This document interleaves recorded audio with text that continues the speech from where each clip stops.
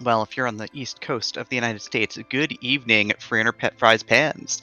Whether you've flown in on the Free Enterprise from our last race, you've come in from avoiding some worlds colliding Final Fantasy VI, maybe you got a job in Career Day Final Fantasy V. Who knows, you could have slain the Dragon Lord today in the Dragon Warrior randomizer, or you could have sailed on in from the HMS Jane for Final Fantasy I randomizer. But hey, you're all here now for Free Enterprise, and we're glad to have you. Hi, I'm Demarine2. I'm joined by Nth tonight. Nth, how are you doing tonight? I am doing great. I'm one of the people who just flew in on the free enterprise, and that was a very, very good race. So, any of you who didn't catch it, make sure you go back and watch it later because it was just really fascinating, and that's about all I can say without spoiling it. So many good races this tournament, and I'm sure we're about to have one more right now. What can you tell us about these runners tonight? Well, I've sort of fancied myself a bit of an apexcorvid expert recently. I've actually had been able to catch both of his last two races. Very, very interesting runner to watch. Had a very difficult schedule early on, so I'm really excited to see that. But also, I caught a few of Klopfer's as well, and I think this is actually a really, really even match. And with this much to play for, it's going to be pretty exciting. Yeah, both runners 2-2. It's win and stay alive into week 6 for a shot at the brackets. Defeat tonight means no brackets. 3 losses is the end of the road for the runners. 2 bosses need to be located potentially. Mylan Z and possibly the most fun objective of them all. I love when you get Gauntlet on the objectives because that is just no one wants to do the Gauntlet. Now you have to do the Gauntlet. You don't get to not do the Gauntlet anymore. That's just you're in it now because you have to. Yeah, unless the key items are flowing like water, we were likely to see both of these runners have to do 5 fights drawn from the pool of wherever they might happen to be in the world at the time. Already got Berserk now in chat going, hey, all Gauntlet at Ogopogo? I mean, that one's rad as anything. Possibly my favorite as well. Alt Gauntlet at Ogopogo gating one of the key item objectives, I think, is the dream tonight on that. Either that or, double boss giant.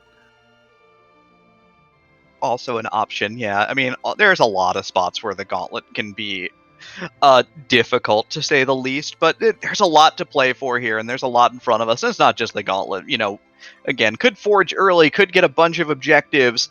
Who knows? Sid's a great start, big hit point pool, decent weapon pool, likely a bow, but we'll see how that sort of plays out at the start.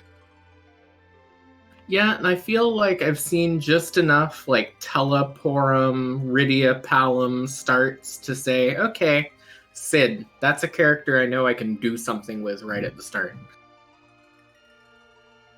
Yeah, it always feels like you're like one Earth Hammer away from just clearing the overworld, so it's kind of a nice feeling rather than having like Edward and Porum to start with, and your damage output is roughly 3, and it's no fun.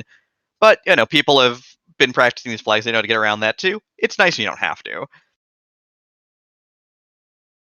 Well, speaking of that Edward, you're still stuck with him anyways in this case, or if you're happy to have him, you're gifted with this early Edward and an early Earth Crystal as well. I mean, Dark Elf is a fine boss to see there, but the party rock is loose here. I think it's time for us to hitch a ride and probably open 18 of the best chests in the game. Yep. For big fans of raiding that treasury, I think it's pretty much guaranteed today at least, so looking forward to that. There's always the question of, do you go there right away? Do you go later when you're going to go for your Tower of Zot check, maybe, or even just after the first couple of checks? So I'm interested in seeing if that causes our runners to sort of change their early game any. EiKlopfer flies directly to the northwest. No shock there. I think that the fact that like an axe or hammer puts you in like overworld destroying mode is kind of nice. This party can't use a Stardust Rod just yet, but that's another good find that you might find in the treasury. Like there's just so many options. apexcorvid is gonna fade it for the moment, and is gonna instead do the classic watery pass check instead, looking for some of the higher tier loot in this otherwise empty area. And, well, there is a Sid weapon, and there's an Edge weapon. That's a pretty good start. Yeah, I mean, definitely gonna be happy with going there first. And if you find a Sid weapon, that does again bring up the question: do you go to that treasury if you have enough to maybe get through those early checks? I mean, 2 rune axes, Stardust Rod, pair of crystal rings. I saw some samurai armor, ninja sword. Um, there was definitely a Stardust Rod. I will repeat that one. That treasury was loaded. Yeah, I unfortunately missed half of it because part of the problem of having a page down as a push to talk key is that sometimes you page down and miss things. So thank you for the coverage on that. Definitely a lot of very, very good early pickups. That Runax going to be great if they run across an Asura or an early Magus Sisters or anything else that they can make advantage of the weakness on.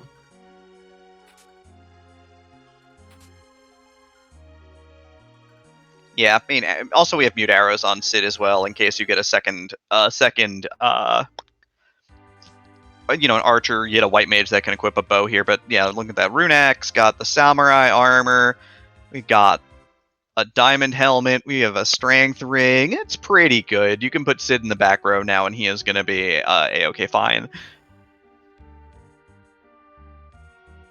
Yeah, and it's weird because I feel like the first few weeks of this tournament, every time people went to the treasury, there was nothing in there. And then just now, 5 weeks in, we've started getting this. Like the randomizer itself has started saying, okay, we'll give you a bit of a break on this. We know you're in a high pressure situation. Here's some things to make it a little bit easier on you. Yeah, Berserk now also mentioning that there was a glass mask located for apexcorvid, so the big physical defense on both sides. So far so good basically for both runners here. Got Capits and Cure 2s, so some things worth having for later. So EiKlopfer, of course, going to get some shopping out of the way here. Also finds illusions, but chooses to not grab any. They cast Blink, they're handy, but doesn't want them right now. Yeah, and I think it's hard to want to invest in some of these things early on. You find that might be nice because of that quarter sell price. You don't know if you're going to get that money back that you spend on illusions. So I can definitely see, tucking that away in the corner of your mind. If for some reason you don't come across someone who can cast Blink and you need those, at least you know where they are. I mean, open up a treasure chest and you'll always have the money, but I know you don't want to necessarily open boxes after a point. And if you've hit up the treasury, you probably don't want to open a treasure box. But looks like there was also a ninja hat located on apexcorvid's side. Looks like 2 bandanas were purchased by EiKlopfer for the extra strength. So this has been an intriguing start for sure. Both runners have a lot of good gear hanging around, though. Yeah, and I'm especially thinking of, when that, at very least, samurai bow's an okay sort of mid-range bow. When that meets Artemis arrows that are in that treasury, that's going to be a pretty strong offense early on, as we do see this Rubicant guarding a cane on top of Mount Hobbs. That's honestly pretty nice here. Gonna put the Runax on Kane and have him jump. This bot doesn't have a ton of health, and the Fire 2 counters aren't really doing enough to Sid to even make him flinch, so should be easy enough here. I did notice something very entertaining to me when he was unequipping that Kane and equipping with the Runax. Probably the reason Kane couldn't quite get through this fight on his own is because he was swinging at Rubicant with a fire sword. And look, you bring the right tool for the job and you can finish any job, but I guess, he didn't have the right one. That's unfortunate.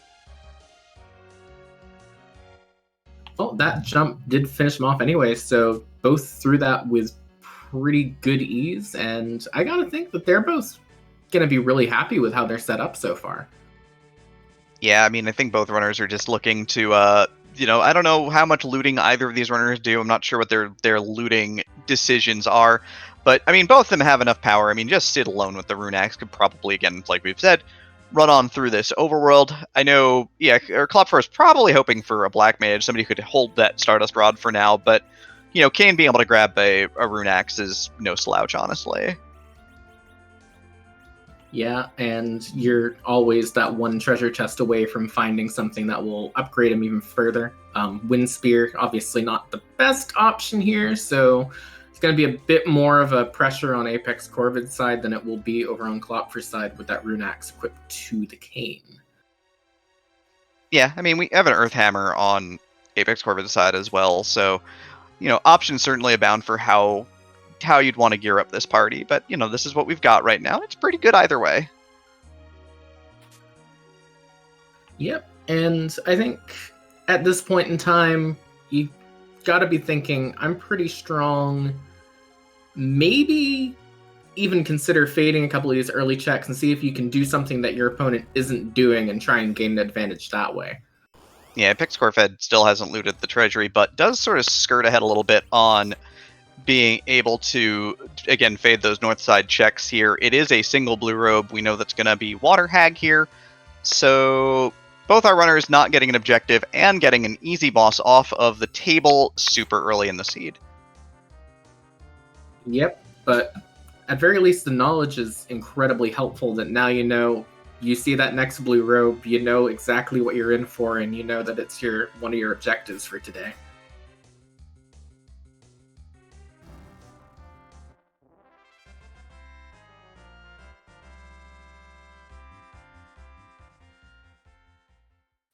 Well, first non-free, non-starter key item check of the seed, and both our runners are going to get their hands on just a ribbon helmet. So, exceptional defense, death resistant, but probably not what you wanted here. Probably not a magma key, right? Yeah, definitely. I mean, I gotta think that even a hook is not a bad prize at this point in time. Obviously, you prefer the magma key route, but I feel like with this party, you're not as scared of a hook route as you might be either way. And that ribbon, it's not gonna help you a ton in this early game unless you run into a Golbez at a scary spot and he just tries to knock out the ribbon holder repeatedly. Yeah, especially if your party's less than 5 characters with that, because then Golbez will fire off up to 3 times, even if targeting the ribbon holder first. So it can be a little problematic. Again, runners in lockstep here otherwise, though. Other than the early looting, just going to be moving from location to location in a direct and efficient manner. Both runners going to skip the shopping for later as well, if they want to check the item or weapon shop here. And moving on. Yep, so we're going to see what is at this gauntlet spot, and, there is a question of how much do you want to see a difficult boss here, but where it's easy. But Bahamut, kind of the opposite of that. Honestly, I always want to see hard bosses early, right? Just get it out of the way so I know that if I have to do the thing on the moon, which, I do love doing the thing on the moon, and just try to raid the moon as fast as possible. Give me Baron guards, give me Kaipo guards, give me Bahamut up there. Give me bosses I don't have to think too hard to beat. Yeah, and when your first 2 bosses that you run into are Water Hag and Bahamut, who are both basically free fights in the right spots, or even in the wrong spots, honestly, yeah, that's a bit scary for when you get to the moon. Rat tail no hook yet, but hey, it is a key item, so 2 for both runners at this point. They both go to loot the left side. They find some diamond gear, I guess, for selling, but that's it. And probably to the shop, and then onward to Baron Inn next, I guess. Yep, I would imagine both of them do indeed go to Baron Inn here, but I mean, again, if you're kind of running in lockstep with your opponent like this, it does just come down to who's executing better and sometimes who's even getting better RNG. So I have to wonder if at any point one of these runners starts taking those risks early on and hoping that they pay off and turn into a bigger advantage. So if one of them decides to go to ordeals from here, that would make it a lot more interesting to me. It would. There's no incentive to go to ordeals, honestly. Like, bosses check, sure, but you don't have the Cecil, you don't have the Tella. I don't know. I don't love that play, personally. I've seen it happen. You fly just straight north and you end up right there. Both are viable options. Neither runner has seen what's in Baron yet, because both runners have skipped on by it. I guess apexcorvid's goal was to come here in the loop, basically, between the Fabul check and the Baron check. So is going to get this treasury. If you didn't get to raid it before, it was real good. It was nice. You will probably agree, but you might not. Who knows? Yeah, I mean, Stardust Rod early on that you can't use, but we'll definitely be able to use later. Although second Sid, with the Magus Sisters guarding him is not a bad prize either right now, at very least. You can dump that other Sid off later if you want. Yeah, and these are mages, so the Rune Axe will do quad damage. Not that it really needs to, because they're going to be splitting up 400 total hit points between them. This is going to be bad, but not for us. Will any of them actually last more than one hit? I really strongly doubt it, including Edward. Edward, no. When I started saying that, I was not originally including Edward in that statement, but you can just add him to it afterwards. It's fine.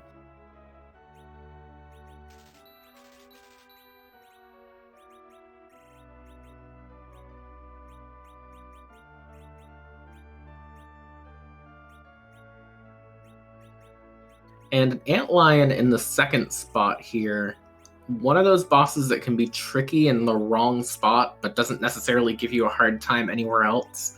Probably kind of a push finding it here.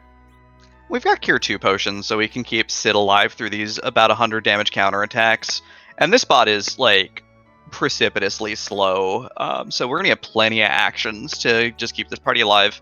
So fight should be pretty academic, honestly, especially because Kane's already jumping for 1,000 with that strength ring and either bandana or headband, depending upon which runner it is, so... Yeah, and it's better than running into that antlion in a spot where he's, going full speed, bopping you on the head every couple of turns for hundreds of damage, throwing counters constantly, and there's a hook to get underground with. And yeah, apexcorvid is making the play to ordeals, like you mentioned, so gonna put off Baron for the moment. Yeah, I feel like in the races I've watched, there's been two schools of thought. And I mean, personally, I kind of agree with you and what you said on go to Baron in first, because there's no incentive to go to ordeals yet. But there is a number of runners I've watched who will always just sort of do this canon order of checks to start with and just sort of slowly ramp up that way.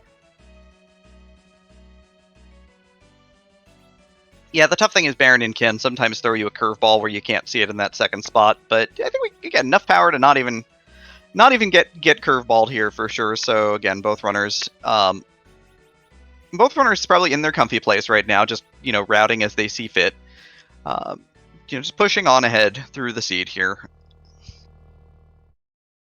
I think the question to me is, again, sort of talking about the two schools of runners here on EiKlopfer's side, where you have that hook from Baron in, do you keep just clearing overworld checks and hope for a magma key, or do you just resign yourself to the hook route and start preparing for it right away? I mean, I guess first you check and see if this is Mylan Z at the waterfall, which I guess makes a ton of sense, honestly. Gotta make sure that you don't skip that boss, but I think you check the rat tail, you if it's not magma key, I think you still do ordeals. Like, you find an underworld Cecil, at like Dwarf Castle, there was a lightsaber in the treasury, so you've got a lightsaber Cecil. That's a pretty good incentive in it on its own. 3 extra spells on Fu could be nice. Like, there's a lot of reasons to just decide to climb the mountain, even if you did have the magma key. Yeah, honestly, even at this point in time, the chance of... We don't have any white mages. Even if you find a Tella and have to try and make do with a Tella as your healer for a while, or even just for his utility, having those spells can also be very, very useful. Also, most importantly, Cure 4 may cost 40 MP, but it will always heal for 100% of your target's health if you single target, no matter what your stats are. So apexcorvid through the first boss. It's canon Mylan, the original Mylan, so not objective Mylan, but that's alright. Well, there's already one scoop of vanilla on ordeals. What is the chance of number 2 on the other end of this bridge here? I mean, there's 37 boss spots in the game, so we have 36 bosses remaining, less the couple that we've seen. So it's probably about 3%. It's Dark Knight Cecil, though. You know what? I'll take it as like French vanilla and still say the odds were good enough in that particular case, even though they totally weren't. I disagree, but that's fine. We're here to commentate a race. But more importantly, it is Dark Knight Cecil, and it is 3 attacks, and then you're done. And of course, Kane, plenty of health, Sid, plenty of health, and then some. No problem. Edward's dead again. I wish I could say I was surprised. I think the big surprise, though, is that EiKlopfer, without touching the mountain, did turn that hook and that rat tail into a darkness crystal. Moon access sighted at 16 minutes into the seed. So you have your moon access, you have your underground access. That's gotta be a bit anxiety generating this early on. I mean, the world is your oyster. You could go to the moon. There's a lot of experience up there. There's a character. You don't know what bosses are down there, and you could walk around and waste a ton of time. But also, it gives you options to potentially. We've got 2 gated shops, one in Eblin and one on the moon. We've got an hourglass 3 at the top of the mountain. Right, you could go to the moon and like burn this hourglass on the hairdryer encounter chest in the lunar path for like 50,000 experience points. This, of course, is a good deal because you know what you can do with 50,000 experience points? Not worry about the hook route quite as much. Yeah, it does make that a lot easier. And anytime you can take that sort of pressure off, that's good. But I have noticed a lot of decision paralysis around people getting hooks and darkness crystals this early, so I'm a bit worried that, you know, one runner goes for it, one runner doesn't, and one of them breezes through the hook route, one of them doesn't. It's going to really make this quite difficult on the person who doesn't go for that. Yep, it's always real interesting. But apexcorvid through the 3rd fight, EiKlopfer starting the 1st fight. apexcorvid still can go do Baron before anything else at this point in time. We know that the hook is A, well, required for the pink tail, B, required for underground access, and C, required for moon access. So I guess it's important to go grab it. Yep, and there's still Zot on the table, too, if he decides to go in what we know to be the wrong direction there. So hopefully he'll know to just go make that play. I mean, obviously not no, but at least keep going with this cannon order and get through that part next. Yeah, I mean, the only nice thing about Zot is it is 2 characters. You can quickly upgrade your party. You know, you have two big hitters up there, you know, you got even like a Palom is not super bad here at this point in the game because you don't have a Black Mage yet. But, you know, again, Cecil and Fusoya are both horrendously overpowered in these flags. If you can find them, you're always happy to take them. Rosa could be there. I heard Rosa's a good character. Everyone likes white mages, right? Hey, in chat, if you don't like white mages, please let me know so I can be sad. Yeah, and even beyond those 2, the chance of an edge so that you don't have to worry about, are there sirens in this gated shop, or do I have to find another grind afterwards, since at that point you'd just be able to steal them, would also be quite helpful to them once they get going here. Yeah, both runners also have some semblance of ninja swords. Both of them have the ninja sword from the treasury. I don't think either sold it. I know apexcorvid also found a Murasame. So, you know, we do have Hanzo Steel on deck as well.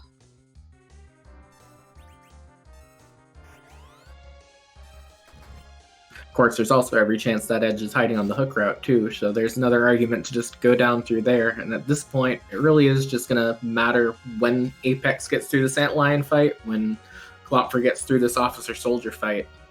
Where do you go, and how does this change the rest of the race from here? True, and the big difference on this particular fight, you'll notice that apexcorvid, while the characters may be back row glitch, does not have his characters in the back row. Antlion, of course, not going to be dealing that half damage because the characters are in front. It's dealing full damage and having a darn good time of it right now as Antlion is about to eat Kane. That's unfortunate. First wipe for Corvid on the second boss. And that's kind of a bumpy run so far here, so giving up a little bit more time. EiKlopfer with a marginal but noticeable lead here at this point. Yep, it looks like he's going to go through the equipment again. Hopefully he notices the rows there, does notice the rows, changes, puts that party in the back row. I think he'll just sail through it this time, but very unfortunate wipe there. Yeah, I mean, it's a small mistake, but, you know, small mistakes can cost you big time, especially like this particular spot Baron in is not a fast fight. Yeah, and especially where you're having to sit through this whole Magus Sisters Delta attack script again, where they're, you know, they have 400 health, but they're still going to spend a lot of time talking about it.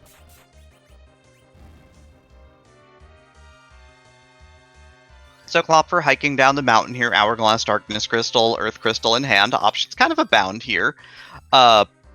May like the Tower of Zot play before heading up. May just decide to head up. We'll see what the call is here. Well, it's looking like he does like that Tower of Zot play, and I can't say I necessarily blame him. Although I think he probably could be strong enough to just go down that hook route at this point.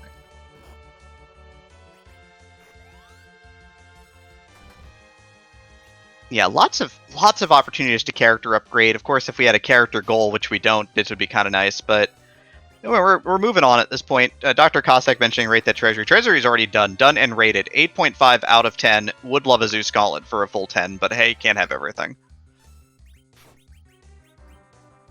Like if we find go ahead. Yeah, I don't think a full 10 treasury exists on these flags, if I'm being entirely honest, because it's just with that tier 7 flag on, it just ends up being disappointing, unfortunately, a lot of the time.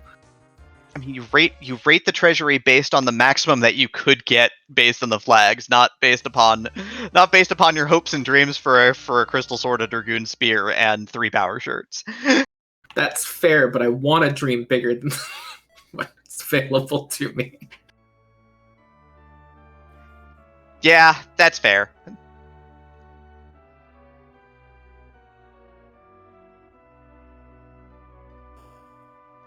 One not so good doctor sighted at the front of the tower here.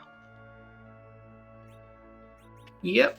More cutscene time if he doesn't bonk him out of the way quickly enough. So nice little break perhaps for him on his way up the tower. And nice little chance for Apex to gain some time if he decides to not go and chase that Earth Crystal. I mean, we talk about it being a time gain, but again, the power you might get here, I think, is a little bit too alluring for both of our runners, honestly. This party, while 2 Canes and Edward, or 2 Sids, a Canon and Edward, can do the underground route with a random 5th character. Why? I don't know, maybe to show off the power of beard and goggles at this point in time, but you're 100% right. You don't want to if you don't have to. Man, the power of beer and goggles, it seems... what is it late enough? Is it it's like Wednesday night, right? Like yeah, some people have to work tomorrow, I guess.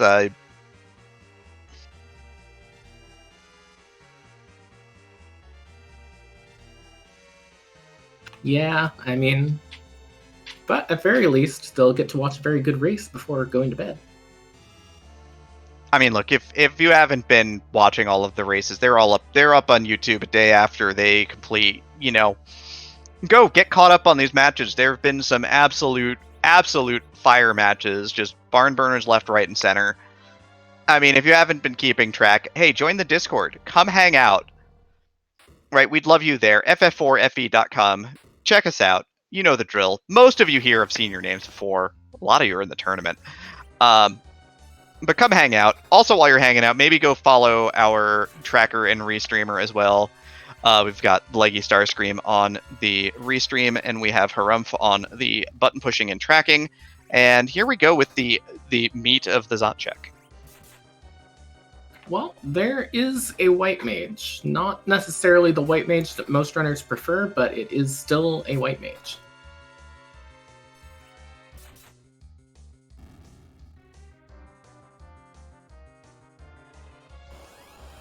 Hey, Porum is wonderful. True, but do you take Porum or Sid number 3 at this point? That's not actually a hard question. Well, it could be. It could be. You could take both. Look, ditching Edward. Goodbye, Edward. Exactly. Why have Edward when you can have 3 whole Sids in your party at any given point in time? Just take all of those Sids to endgame. 3 Sids is like almost 1 Paladin Cecil. You know what? Let's find a 4th Sid. Get rid of that Kane. We'll have Porum, 4 Sids, and we'll just go straight to Z, and it will be a very long fight, but it will be a very interesting fight at least.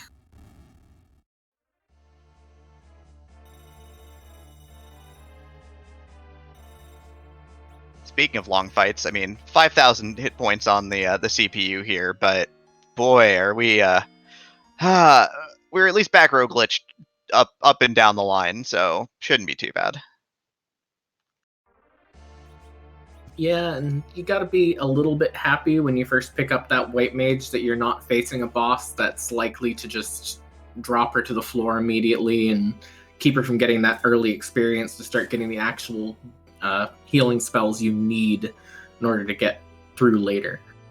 True. This is probably one of the best bosses to see on that particular front because you're just not gonna die here.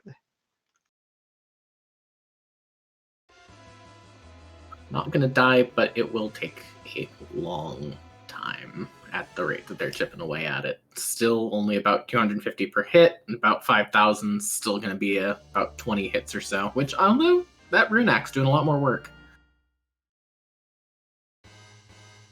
Yeah, Kane in the center gets an accuracy bonus, so it helps to sort of negate the inherently terrible accuracy on axes.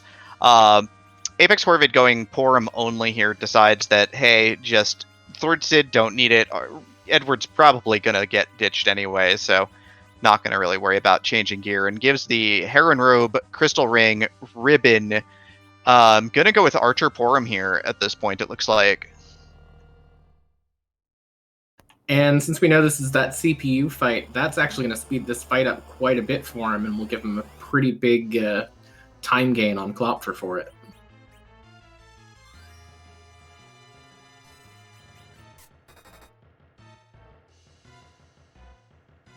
So do we go to the moon now? Hey, and take us to the moon. Let's go to the moon. We should go to the moon.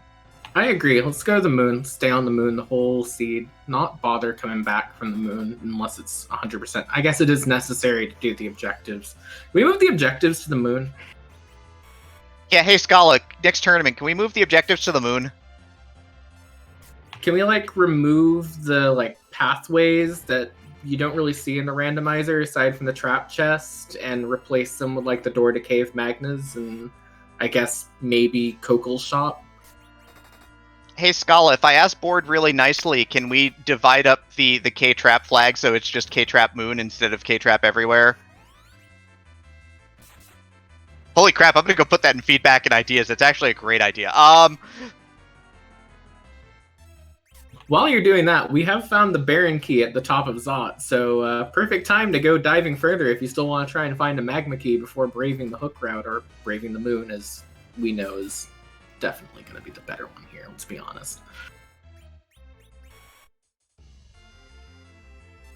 Still don't have a Stardust Rod holder. Truly the saddest of days, but EiKlopfer doing a little bit of inventory management here, dumping some stuff for a little bit of extra cash here. Needs that money.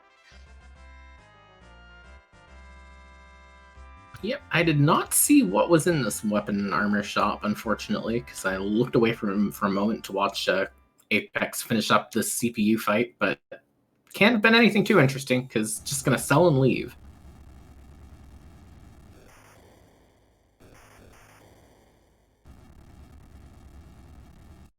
Sorcerer shirt, Gaia robe here, or Gaia hat here, so the spellcaster protection suite if you're not using already the ribbon and crystal ring and all of that good stuff. But yeah, so Baron Key for both runners now.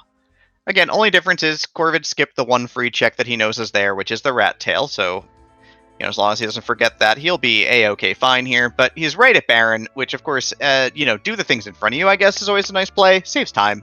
You're here. Both runners are going to take to that. Especially when you know it's only a Dark Elf in that first spot. It's basically a free fight. You just sort of give him a little bop and he kind of falls over, and you only have to worry about what's on the throne from there. So you might as well just go where you know there's only going to be one boss, and hopefully it won't pose you too much of a problem.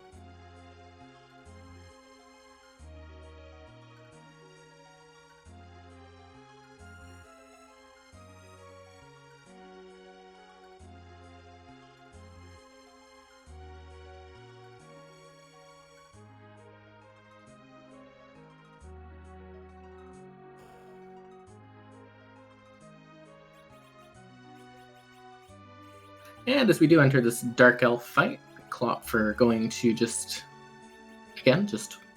pop that Dark Elf really quickly. So, Enth, I got a question from chat for you to answer because you're doing the heavy lifting tonight. I have Ali asking, I've heard the back row glitch a lot, but what is it? So, the back row glitch is an interesting thing in this house of cards that is Final Fantasy 4 or 2, whichever way you want to call it, for the Super Nintendo. It's basically a game that's kind of balanced against itself in that it very luckily does not fall apart on demand. And what happens is you put a long-ranged weapon on someone, and it sets them as being able to do full damage from the back row. You take the long-range weapon off of someone, it does not tell the game that you no longer can do full damage from the back row. You can use any weapon you want, and you will still do full damage from the back row on that character for the rest of the game.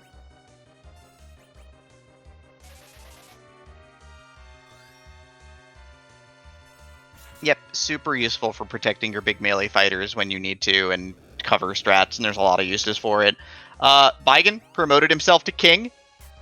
Probably not a good idea on his part, though, because 3 Sids are here to take back the airship, ? Yeah, if there was ever a team that's like thematically appropriate for storming Baron at this very point in time in the game, it is this one with the 3 Sids. I guess maybe the Kain doesn't fit in with that narrative, but they are just bopping Baigen with those hammers as hard as they can, and he's made very short work of. Yeah, both runners. This is a good spot to see Baigen. Baigen can be a terror on the moon, but he's just sitting here on the throne, yet finding a bunch of rune axes and earth hammers and not having a very good time today. I feel like that's been the seed so far. 50% the bosses that would be complete nightmares in the wrong spots, and 50% free things. None of those like in between kind of a problem, kind of not bosses yet. So if all of those are on the moon, then that's a very interesting dive when we get there, but not a particularly massively difficult one either.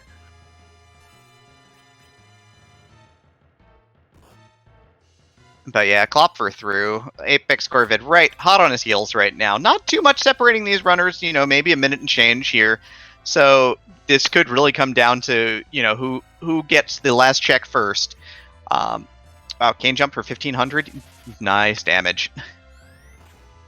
Yeah, I feel like what I usually end up seeing recently is you'll have one person goes down to the Fey March, one person goes up to the moon. Whichever one pays off first ends up getting a huge advantage. And Tower Key might make that underground play a bit more exciting for Klopfer. Yeah, no Magma Key, though. We know the hook route is live. He's going to do the Baron King's Throne check underground, so the Odin spot here. Going to at least take a look at what the boss is. Most likely not going to be able to fight it right now. I mean, even though this party has some levels and some Sids, a lot of Sids, many Sids. This party's also not terribly powerful from a taking a bunch of hits standpoint. I mean, you do have 3 Sids. No matter what you find down here, you sure can tell what its HP is if you use Peep. This is very That's true. about it. So it looks like Klopfer decided to skip Tella. apexcorvid is happy to have the Sage in the party, gets rid of a duplicate Sid, so has only 1 Sid left. He is at the Sid disadvantage right now. Oh, and this is a fight that we could theoretically do, right? We've got an Hourglass 3. We're going to stop the back dolls. They're going to stay stopped for roughly 17 gears. I wouldn't be surprised if it actually is 17 years. I don't know how long it actually lasts for. Is it 17 years? I think it's 17 years now, at very least.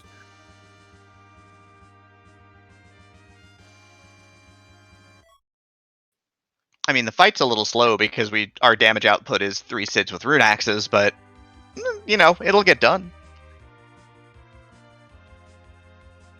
If all of these fights are going to be like this, where we have a basically free fight, and it's just how quickly can Sid swing, it might be wise for those of you who have to work in the morning to come back in the morning when we will probably still be here.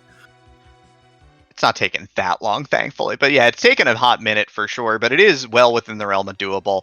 apexcorvid doesn't even check the throne down there and just decides to stay to heck with it. Let me go turn in this rat tail and see what I get. Oh, hey, it's Darkness Crystal. Now is it time to go to the moon?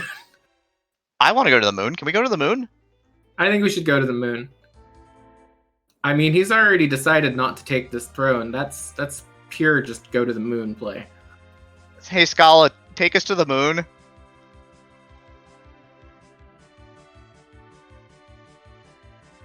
We get ice cream on the way to the moon.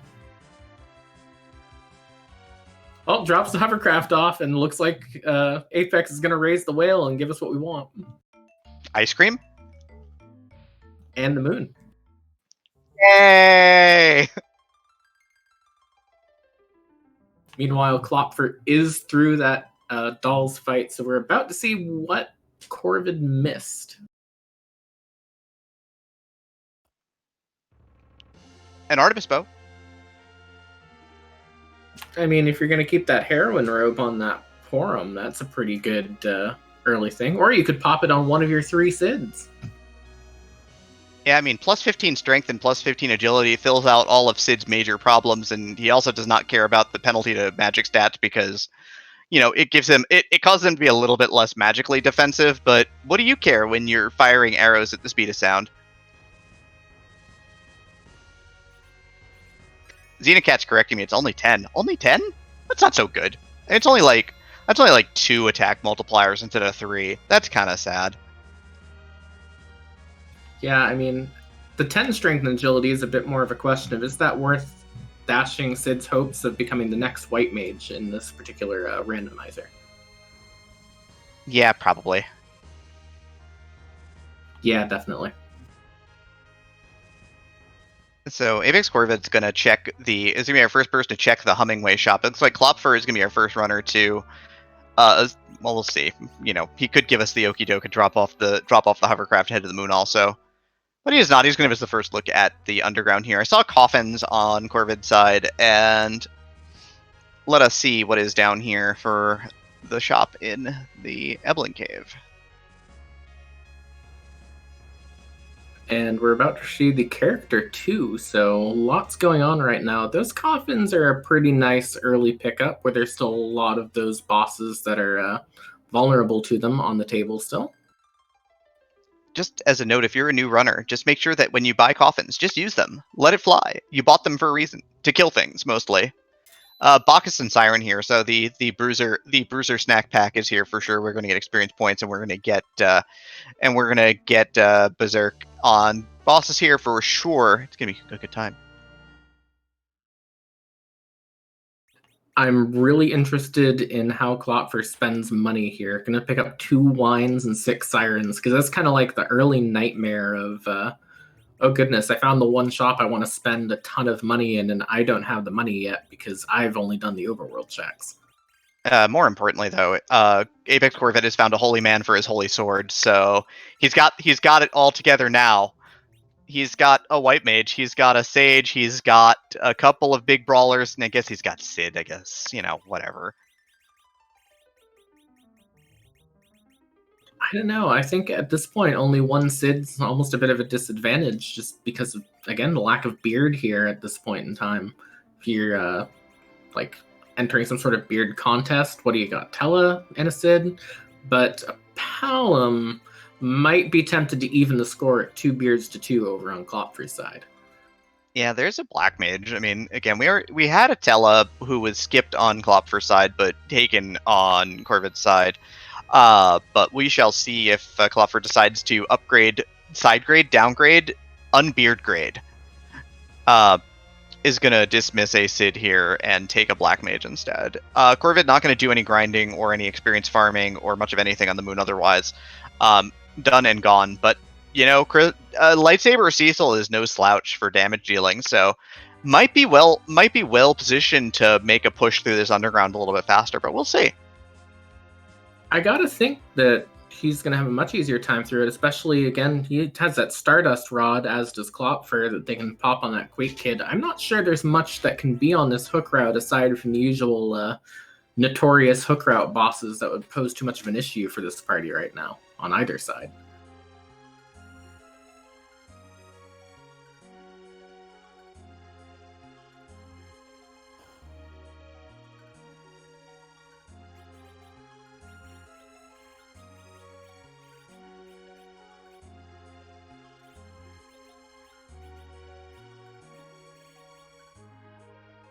We shall certainly see. Again, it'll be interesting to see where this shopping trip goes for apexcorvid, dumping a rune axe because he's basically out of SIDS at this point, and getting rid of some of his heavy armor, a couple of extra bows. Wizard shirt is going to be hung on to. These bombs are kind of blank now. Sure, inventory dumped all over the floor. Going to grab 10 sirens, so has the siren advantage, and is going to grab 3, 4, 5, half a dozen wines. So does go a little bit more into a complete buy here, and grabs a single carrot. Not something I've seen before.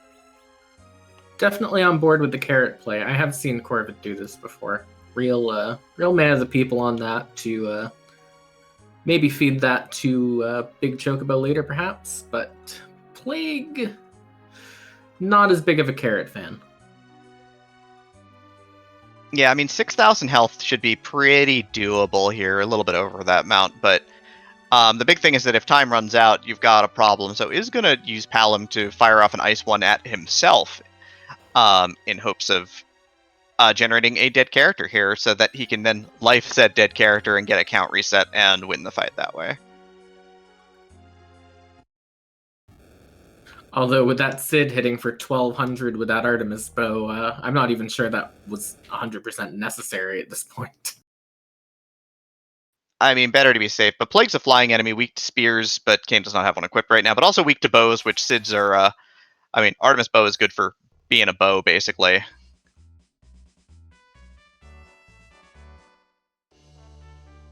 Gotta be hoping this count will go off soon. I mean, even if it doesn't, Palom will definitely survive, but Palom and 2 Sids survive. There's no experience at the spot anyway for that first fight, so no big deal here. apexcorvid going full hybrid here, White Mage, Black Mage, Sage, 2 Brawlers. Sid free. 100% without Sid. Yep, although we do have to unfortunately disqualify him in the getting rid of Sid contest, as he did not call Uno when he went down to 1 Sid. Oh, that's unfortunate. I mean, we'll have to let him know later. But definitely still in the race, no matter what. It's just that one thing. Alright, let's see what Sparkle number 2 is here.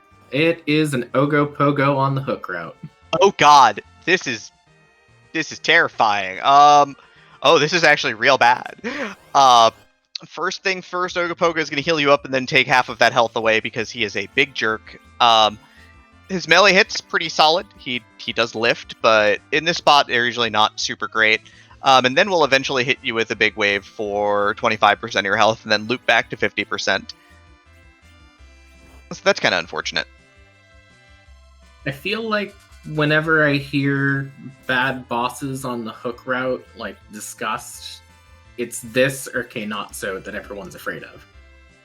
Yeah, Ogo's not super tough in this spot because the big thing that takes you apart from Ogopogo is not necessarily the big waves, which you can heal through, but it's the gigantic melee swings in between that put your casters on their backs in a hurry and empty your party out of health in a hot moment. So this is honestly kind of fine. It's just mostly annoying. Yeah, and you got the 2 Sids, you got the Kane. If things go wrong, you've got people who are tanky enough that you can get those casters back up with the specific party comp as well. Maybe a little bit scarier over on Corvid's side, where he's got that Tella who's going to be just as weak as the twins are. Yeah, but Tella can cast Cure 3 or Cure 4, so can top the party off rapidly, comparatively speaking to Porumdu, who does have Berserk from the levels that she's gained throughout our travels, so still alright. Bacchus Wine serving a lot of purpose here as well for our runners to just get the Berserkers going faster. I think the real question then is, how long does this take our runners comparatively with the 2 very, very different party compositions? Because I kind of feel like until that Cecil gets a couple more levels, he might still be a little bit slower on damage than some of what's going over on EiKlopfer's side. Well, the big thing is Corvid did do the Mad Ogre chest, so did get the 4 ogres. So Cecil's not level 1 anymore.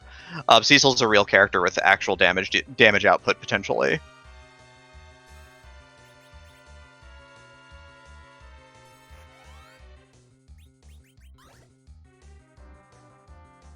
Also wondering if we're going to see a bit of divergence in the plague strategies here, if Corvid will knock out one of his party members, or if he'll just go for it and try and get this boss down as quickly as possible. Nope, gonna knock the Tela out.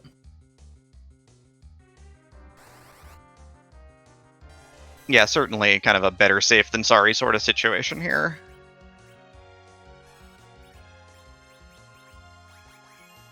That's interesting to me at this point, too. You know, you're 2-2. Do you play it safe and have faith in your ability to just pull it out as long as you just keep calm, or do you start taking risks and just try and punch it on one of these places and hope for the best?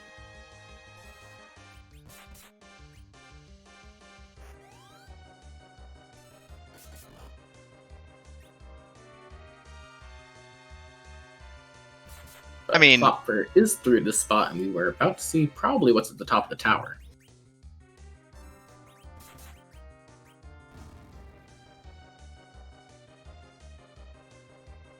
Yeah, Corvid going to be through this first boss here and is likely to go save, knowing to Lunar Sparkle doesn't necessarily want to get Wyvern annihilated here.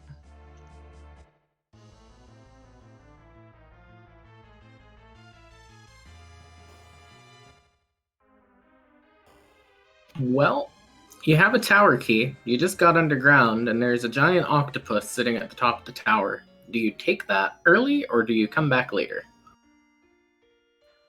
I don't know. There's options. That's a good one. We do have the tower key. It is 2 checks. I mean, Dwarf Castle exists, 2 bosses, free check in Feymarch.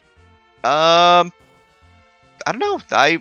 I'm pretty on board with whatever a runner does at this point in time, considering that our current objective count is 1/2.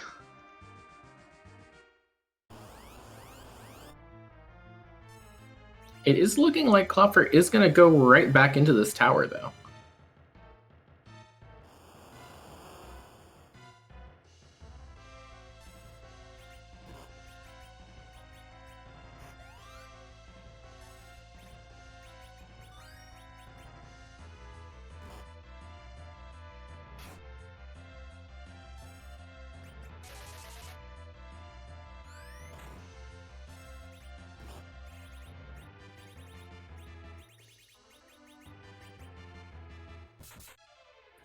Corvid's having a little bit of problem with this Ogopogo right now. It does have 3 casters lying on the ground at the moment.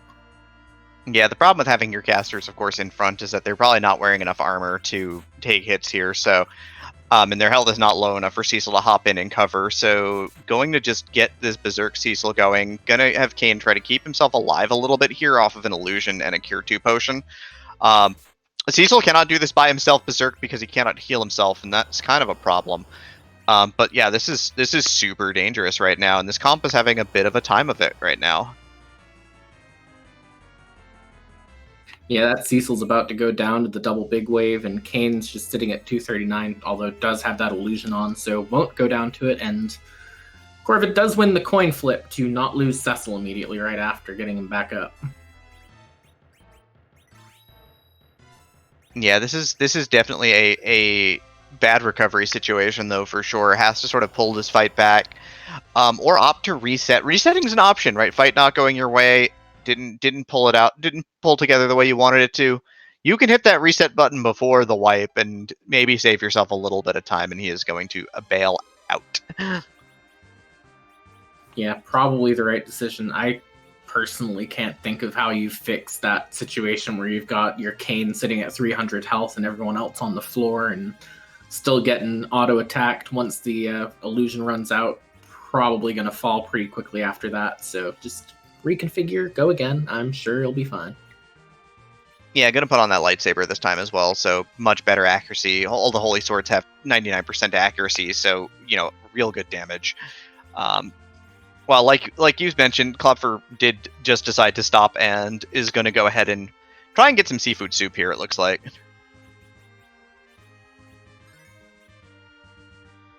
Yeah, I can't think that this fight will pose either of our runners too much difficulty once Corvid gets there as well, so you might as well take this free check right here. The cannon room's always basically free because it has so little health, it might as well not be there sometimes.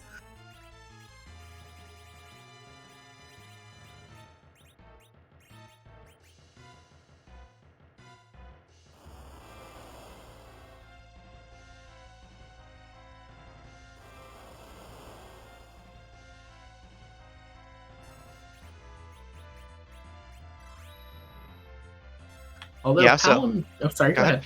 Nope. Okay. Go ahead. Palom taking a nap right away, probably not the best start to that. Nah, I mean, that's probably the only character that's going to die, though, as Octomom gets real slow and has to hit a lot of armor, so it should be fine. Second dive into the breach here for apexcorvid, throwing up blinks to start the fight. Make sure that this party has a hard time getting meleeed down as I say that Palom immediately gets deposited for 700 health.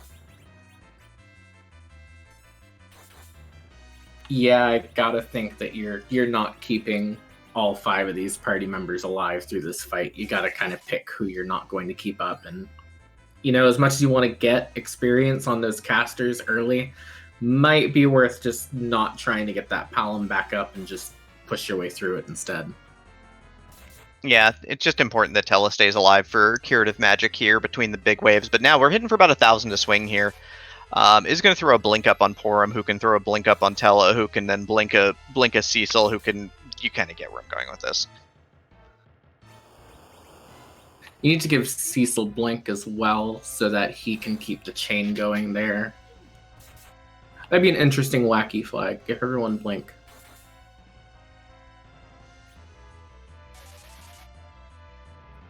Yep, EiKlopfer through the top of the tower, stretching the lead slowly but surely here. Doing all right on that particular front.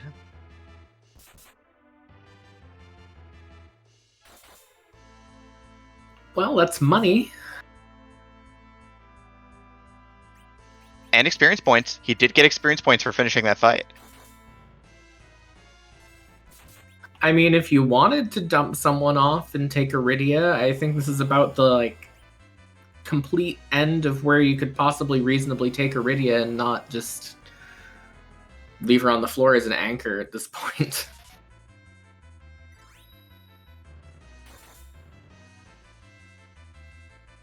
Dark Imps isn't Mylanzir, the Football Gauntlet here, but it is Cannon. The Cannon is what we've got today. One of those scoops of vanilla in a place where you don't want a scoop of vanilla, because you're kind of hoping that, hey, that Kainatsu I'm worried about being somewhere else, like Rude Moon Kainatsu, not in the cannon room today. I keep seeing Wyvern in here for some silly reason, and it's just like, if you're going to get some chocolate, that's the kind of chocolate you want, right? Rocky Road right there. Yeah, definitely, or maybe even just well, I guess Val's out of the pool pretty much early on, I think. Or am I thinking of the last race I watched? Some of these kind of blur together in my brain sometimes when it gets this late. We haven't seen Valvalis, but that's a little bit more cheesecake than ice cream, honestly. Yeah, that's fair. She is usually an A tower in vanilla. Let me tell you, when I was first learning this randomizer, I could not remember which one was the Tower of Babel and which one was the Tower of Zod at start.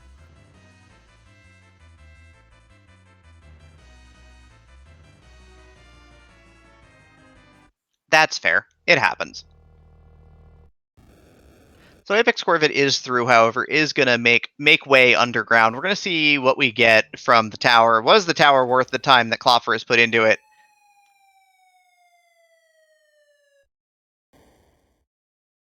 Well, once the trademark Exploding Bridge of Doom is over, we'll be able to see.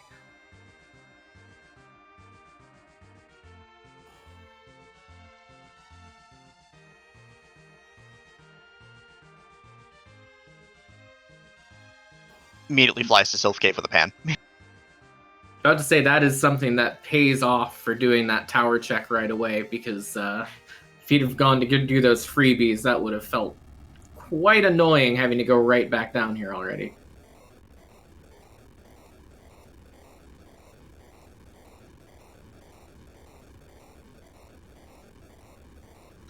So Yang has gotten a lot of pan strikes directly on the head in a lot of races over a lot of years of free enterprise here. But here's one more for you fans. I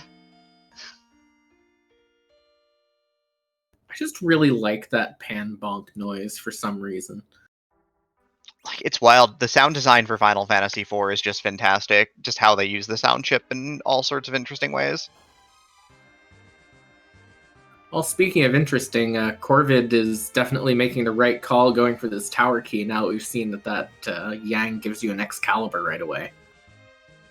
Yeah, I mean, Klopfer doesn't have the Cecil yet, has not yet touched down on the moon, where we know that Cecil is waiting on the lunar throne, king of the moon that he is. But yeah, apexcorvid will be able to upgrade to the Excal basically instantly.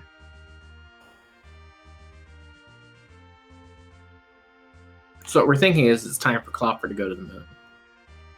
Klopfer, yeah, maybe go to the moon? I don't know. I like when people go to the moon. I also like when people go to the moon, but I think he's going to go visit Sheila first. Maybe take Sheila to the moon. She'd like to go to the moon, I think. I mean, look, her husband is down in the underground, can't go anywhere until the end of the game, right? Like, that's how the plot works.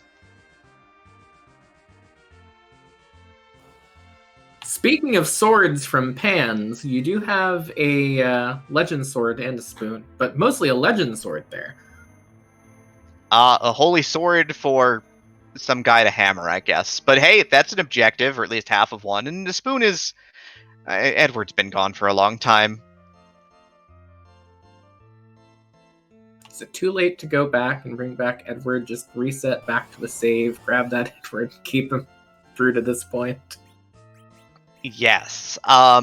Chad is mentioning though that is a spoon for only for eating vanilla ice cream though.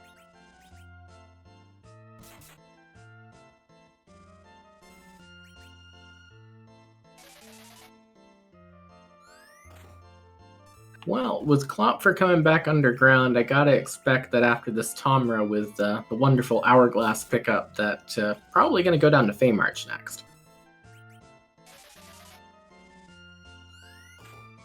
Yeah, and you've got apexcorvid here doing some work, gonna zerk up the Cecil, zerk up the Cane, and just work through the hit point pool pretty efficiently on this Octomom. Yeah, a bit behind after taking that wipe on Ogopogo, but I feel like he's sort of not as far behind as I expected him to be at this point in time. Still very close and very much in this race as long as he makes the right decisions.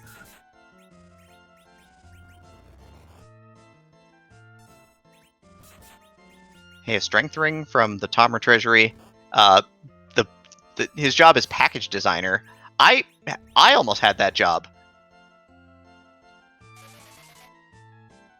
Well, it's nice to know that since you did not take that job, that we do have a very qualified job dwarf in it. I mean, I worked at a cardboard box factory for like 7 years. I ended up not joining the designers, although it was tempting.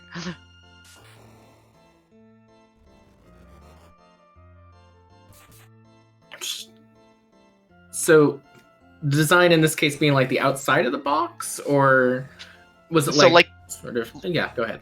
Like, you know those super cool looking printed standees that they've got in like supermarkets or other shops that are like super nice display pieces? Oh yeah, those. I love those. Yeah, we made those. It was pretty cool. Well, I didn't make them. I was just part of customer service and, you know, took phone calls from people who wanted regular brown boxes mostly. But, you know, if you wanted fancy stuff, we had a department for that. Why would you ever pick a brown box when you can have, you know, in this case, maybe like an entire cardboard job dwarf just sitting with all of your packages out in your storefront? That's a very good question. One that I cannot answer.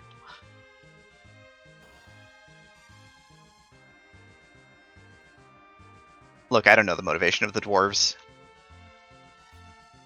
A sheet of paper for EiKlopfer, though. One that says, hey, you can go fight Zeromus, you know, whenever you want from Earth. I feel like the pass is like the underrated key item that everyone wants in this flag set, just because 3 of those objectives are all Earth-based, and it feels like whenever you have that happen, that means that you're probably going to end on Earth. So it's going to be good for both of these runners so they don't have to do that long moonwalk.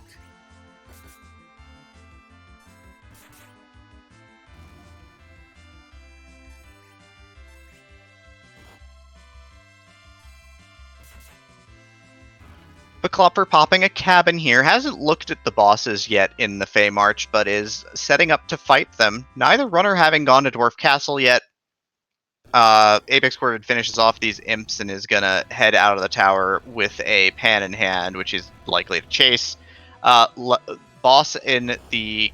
Oh, that's the Kainazo in the Leviathan spot, and D-Lunars here in the Asura spot. I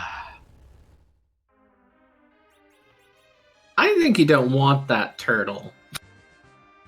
Yeah, and I hate this stupid boss, but that's a me thing more than a game thing, just because it's super fast in the spot if you're not properly anchored, and meleeing them causes them to virus counter. And the virus counters in this bot do thousands of damage. And you have two Sids in this case who all they can really do is attack, or maybe if they have an Earth Hammer, use that. So this is not going to be an easy fight, and I'm honestly a little bit surprised he hasn't reset out of it, but maybe has a plan on there, looking like he's setting up for that Breath Reflect strat. Yeah, he's setting up for Lunar Frogs, and the hits on Porum aren't bad, because Porum is geared to the teeth here in terms of armor, so... likely just going to try and keep everybody alive long enough to get through. And there's enough armor on this party that this is doable. And then we'll just, is going to just go ahead and life up the party here. Make sure everyone gets experience. The fight's over at this point with the double frogs, so everything is fine. Yep, very good play there from EiKlopfer, executing the boss script completely, because I know the last time that I tried doing this, I used my Star Veils too early and they ran out. Not sure that's possible in this speedy spot, though. I mean, we did not have to find out because the fight's over, effectively. It's just a matter of having the DPS to do the job here. Tries to Berserk Sid with the Berserk spell, but the wall is still there. You could drink a Bacchus wine. That pierces walls and will just get you going without having to think about, items.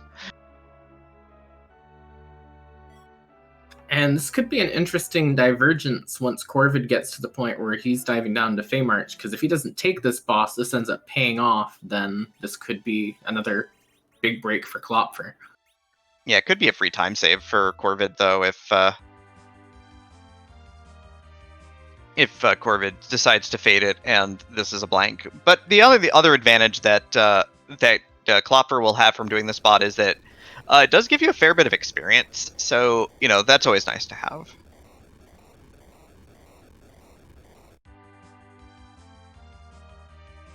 Yeah, unfortunately, probably hoping that he had that one more key item to bring him up to 10, but this could be that 10th key item, and then you go to the moon, you get double experience on everything.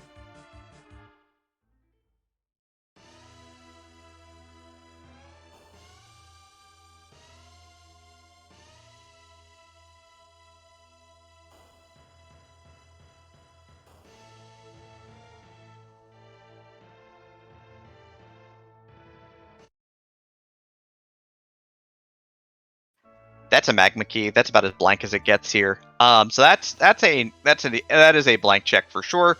So apexcorvid is going to turn in the pan here, going to get the legend sword and spoon, same as EiKlopfer did.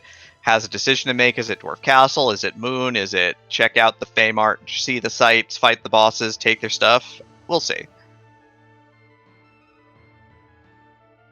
Well, we know that if he does go down the Feymarch, that he'll find a pass and hopefully not necessarily take that D-Lunar fight, because Magma Key is really only going to get him to that 10 at that point.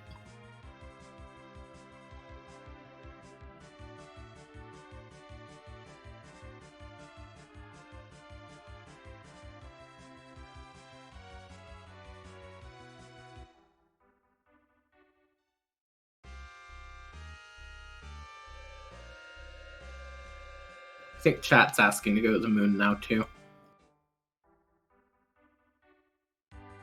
Chat wants to go to the moon? Chat wants to go to the moon.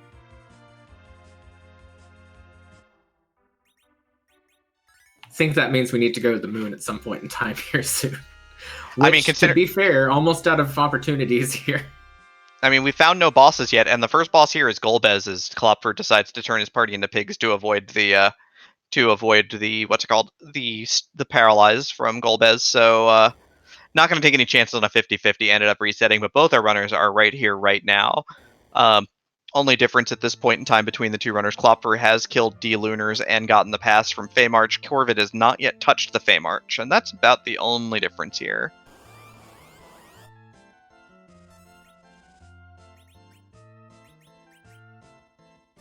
Yep, gonna just hope for the best over on Corvid's side and hope that he does not get the because there does drop the Starveil onto Cecil before this even starts, which can end poorly. Yeah, the other way that this fight is potentially cheesable is with this particular group is that we do have a crystal ring and a ribbon in our inventory.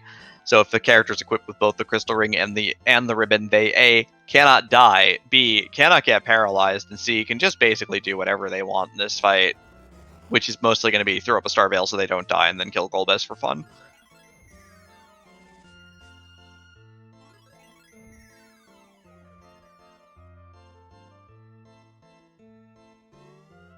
Oh, it looks like the Sids are going to be the only survivors over on Klopfer's side.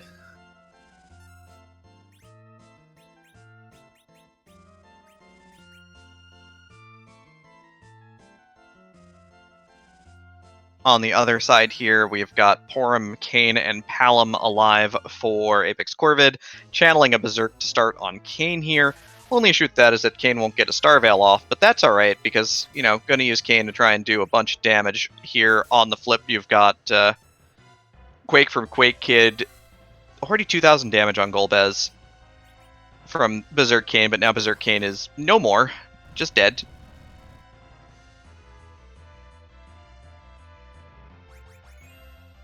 My big concern over on Klopfer's side is that he's going to be going into the second fight with only that one Sid who is a pig up. And you get a scary boss here, that could be a problem. I mean, you might take a second character as well, so there is an option that you might switch characters and get a character who is at, you know, base level for that character, but full health. If it's like an Edge, that'd be great, or it's a Fu, that'd be obviously Fu. I mean, you know.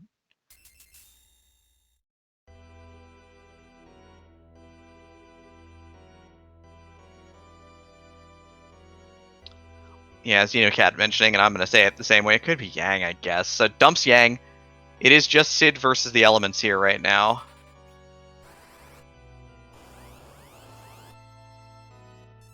I'm kind of surprised at keeping double Sid. I mean, not fully surprised, but like slightly surprised. That kind of like mild, that's neat sort of surprise.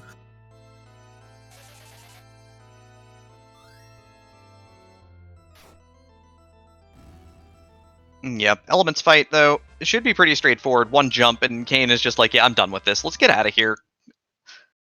Kane wants to go to the moon. He definitely wants to go to the moon. That's why he's been jumping this whole time. It's closer to the moon. Kane on Klopfer's side also decides to say, hey, I want to go to the moon, but also I'm a pig. As he jumps down on Rubicon for 6,000 damage because Rubicon form is a mage, and absolutely ends that fight in a moment. But another thing worth noting here is if Corvid does not go down into Feymarch and fight that D-Lunar spot, he has a little tiny bit of a lead going out there that'll probably equalize. He goes down to get that pass, but this will have evened up if he chooses not to go for that fight. It's key item number 10. It's not the key item you wanted to see if you're a runner. It is the package.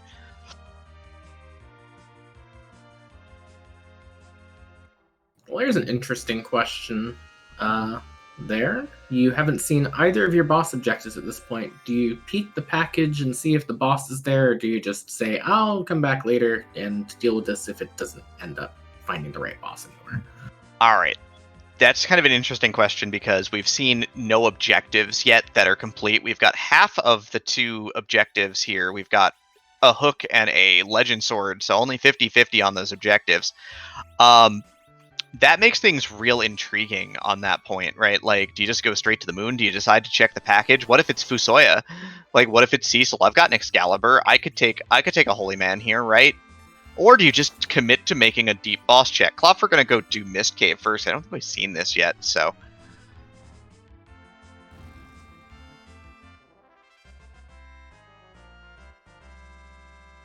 Just Baron's Guardsman, so nothing there. Corvid's going to cash out a couple, with 10 key items in hand, is going to cash out a couple of eggs here for safety. And it is Fu. It's Fusoya. What even is that sprite burning down the town? That is Dead Zemus from the end of the game. knew I like half recognized it and couldn't figure out what it is. Or people are saying it's Dead Golbez, but, you know, either way. It's one of those two. They're both wearing heavy armor. It's probably fine. So Klopfer's going to give us his boss check because he probably wants to trade in Sid's flowing, luscious beard for Fusoya's infinitely powerful beard. I mean, if you go with that whole, you know, Sid wanting to be a white mage, is it worth the Artemis Bow thing from the future? I mean, maybe Fu is just future Sid. There's time travel going on here, too. That's the wrong randomizer, Klopfer. That's Jets of Time. Excuse me, and I apologize. I just called you Klopfer. Please don't make fun of me. I mean, or do make fun of me, whatever. I am honored. I was looking right at his name on my screen. I'm so sorry. That's fine. I do the same thing all the time where I'm like reading something and then I'm like, I should say that out loud, even though I know it's not necessarily what I want to say at this very moment, but I'm going to anyways. I am going to leave this commentary team in shame. Nth, take over. You've got the rest of this one, right? Maybe. But no, it's fine. We're gonna see what this boss is here. It's here. It's here. It's time. We knew it had to be him because Mylan's already dead.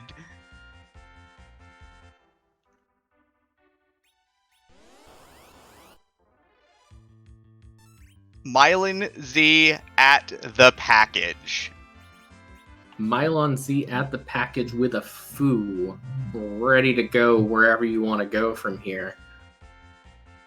I mean, Corvid's got a ton of levels right now, but that is a find, honestly, right? Just went to check that package. It was Fusoya. Can't really pass up on that. That's just too good. So, yep, big advantage now.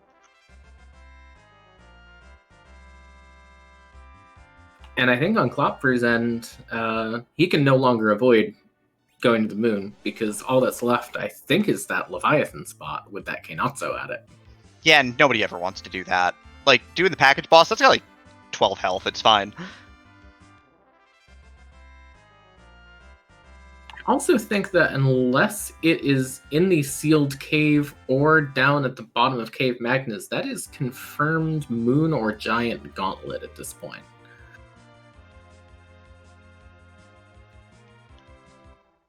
Hey, Anth. Yeah? Corvid's not going to the moon yet. It's a bit disappointing, but I understand why. So I can't be mad at him for it, but it is a little bit disappointing, I'll be honest. Also, Corvid's got an absolute pile of levels, so is likely going down here with the intent to crush down both of these bosses, not knowing what they are, not knowing that one of them is, you know, awful.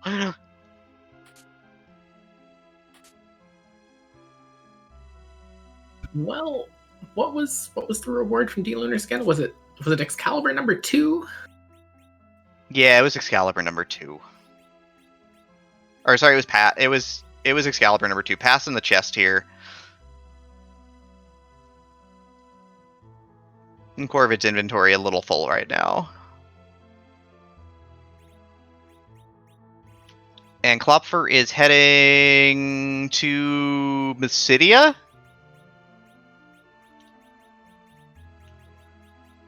So he's going to be going to the moon and find that Cecil up there, possibly getting rid of this Sid, or I don't know. Do you get rid of the Sid at this point, knowing that your agility situations is not necessarily in the best position right now? Just use a 28 agility anchor. It's fine. Get Porum to level 57.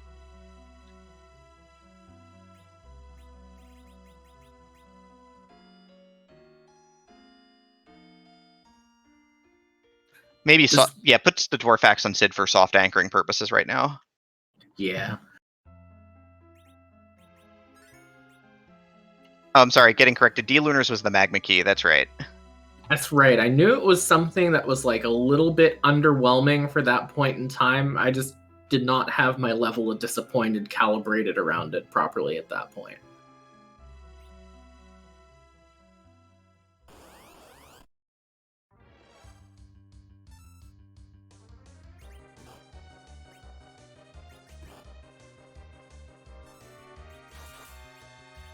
No, I'm sorry. I forgot where underground access was. Forgot it was behind this thing underground. It's fine. We're fine. You're fine. I'm fine. We're both fine. It's good. We got this. Speaking of people who have got this, that's going to be a lot of Quakes and Fire 3s and damage output from apexcorvid. Even going to Zerk the Holy Sword Cecil here, just because, like, look, it does 4,000 damage a swing. We'll just push through. It's fine.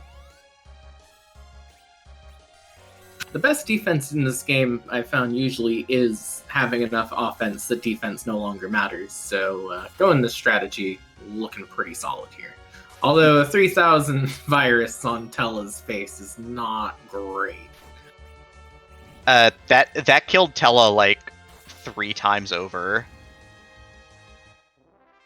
But Holy Sword Cecil, he's got Excalibur. It's fine. It's good. It's okay. Tella took one for the team.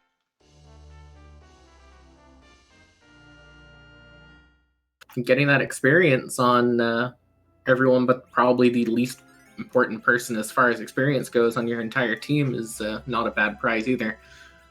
Question is he ready for this Keinatsu fight? No one is ever ready for this Keinatsu fight, but he's gonna go in anyway.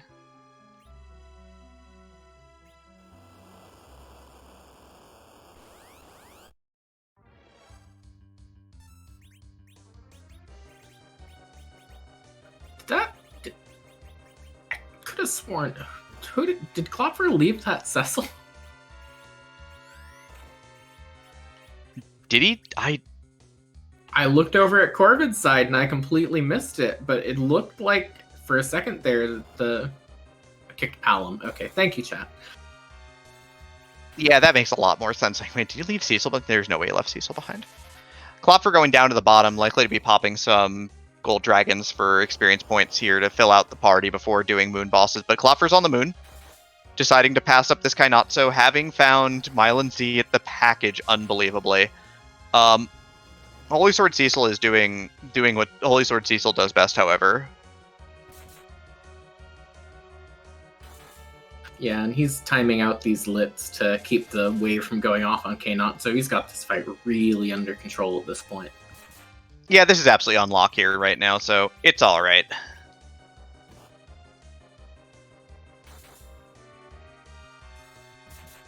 So Klopfer's going for that bottom-up moon play. A lot of this race right now rests on what is behind this Keinatsu and what is behind like the ribbon room in the first few rooms down here. Yeah, it's a little tough because Corvid did get a ton of levels to speed these fights along, but this particular spot probably has to have something, especially noting that the package did have a boss behind it. But the problem is that if the other boss is tucked away on the giant, it could be really, really troublesome for Corvid here. And it's just Hanzo Steel. It's just a Masamune for the edge that does not exist in the seed.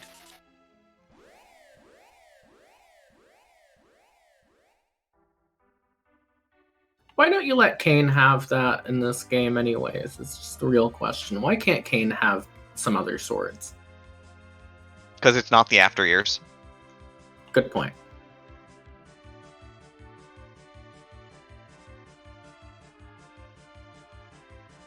Like I tried to let Porm equip hammers and Excalibur be equipable by Kane, but that's never going to happen because, you know, we try to keep the randomizer close to vanilla, so it's an experience that you remember from back in the day, but also is a new experience every time you play.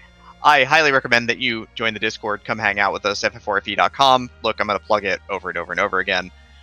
Speaking of things that are getting attacked here, you've got Asura at the ribbon spot, who is potentially healing herself but has walls up, and we do have rune axes. Rune axes are great.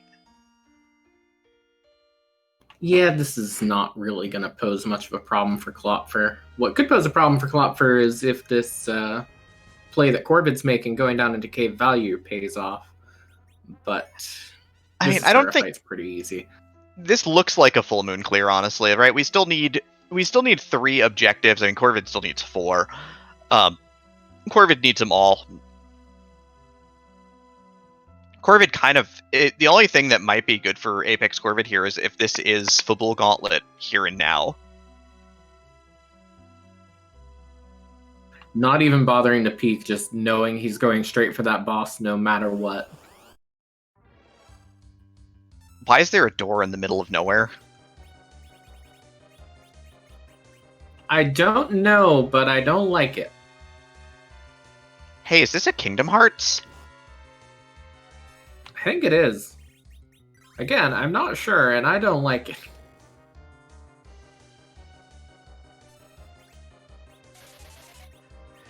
It is a damage race though, as Evil Wall is coming in hot here, and we haven't done any damage yet, so this could be problematic. Doing a lot of setup for this fight. Doing a lot of setup for this fight, and no like silk web or anything like that to throw and slow down the oncoming wall. It's just sort of gonna be hurtling at him at full speed at this point. Also, it hits real hard. It hit Kane for half his health.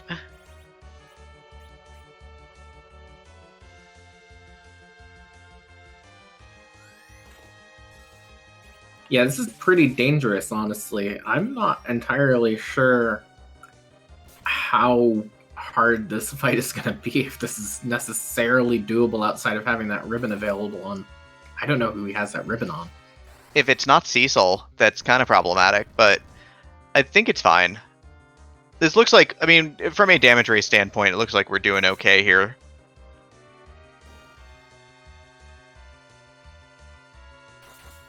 As long as Cecil stays alive, and Cecil's got a blink working right now, so it should be a-okay. Klopfer here reflecting more on Sir to get the finish, though. Fight on Corvid's side a little bit like when you're like driving in the snow and you sort of start to slide a little bit, but then it's fine. It's getting fine now.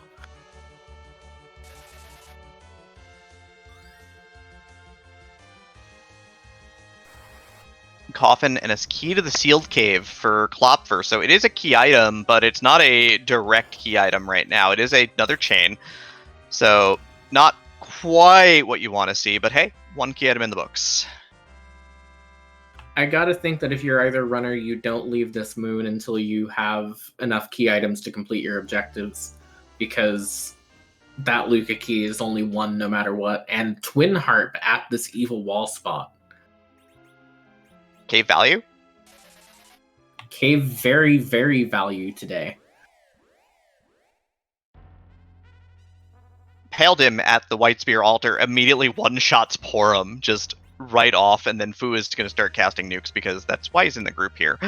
Corvid not going to have that power, but he's going to have Holy Sword, Cecil, and Kane, and he should be fine. It's just real interesting how sort of the divergent parties are now working because of the package check.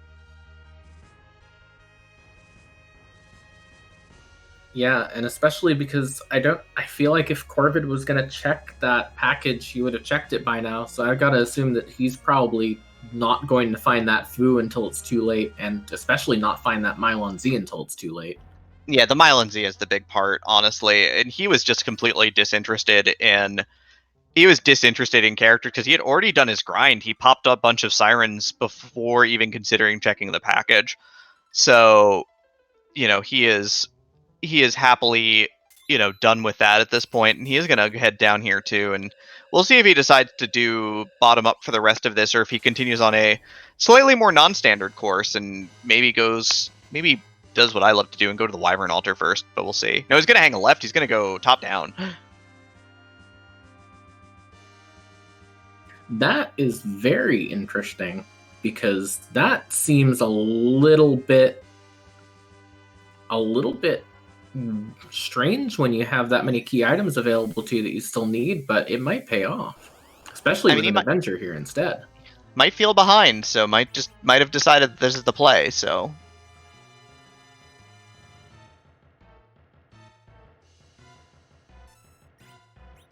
is it just me, or is there always a King and Queen Evelyn on the moon lately? I mean, it's always exactly what you want to see, right? Like, you don't have to do anything here. You don't, although it looks like Corvid's going to try and at least skip the cutscene here.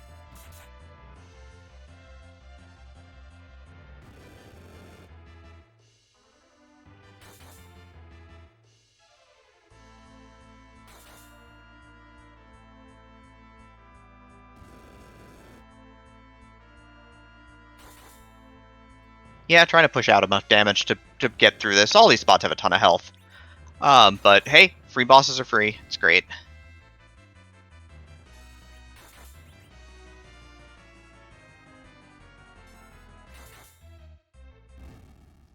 More free fights on the moon, though. There's Karate Man.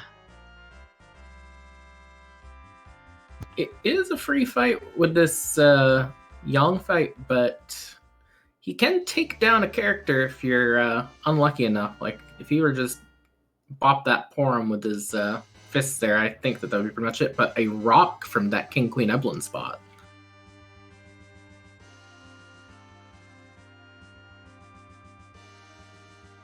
So that's 2 objectives that have now been located by apexcorvid that EiKlopfer will get to. And the thing is, again, this moon is just looking like a full clear either way. So, I mean, what gets Corvid off the moon here other than maybe Gauntlet?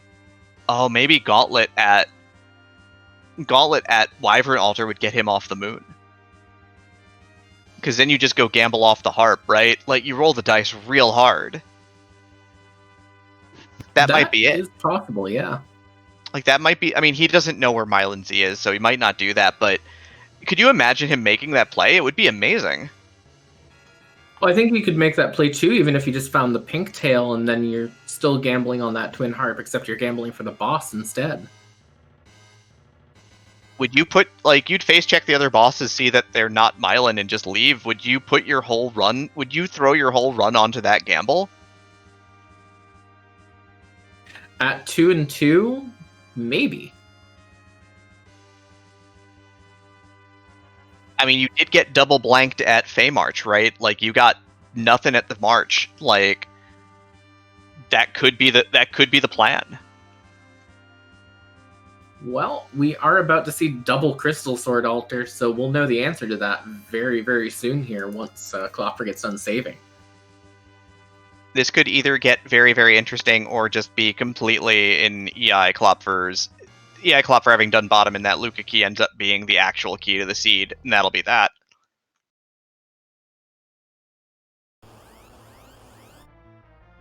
There it is! Oh wow, here we go!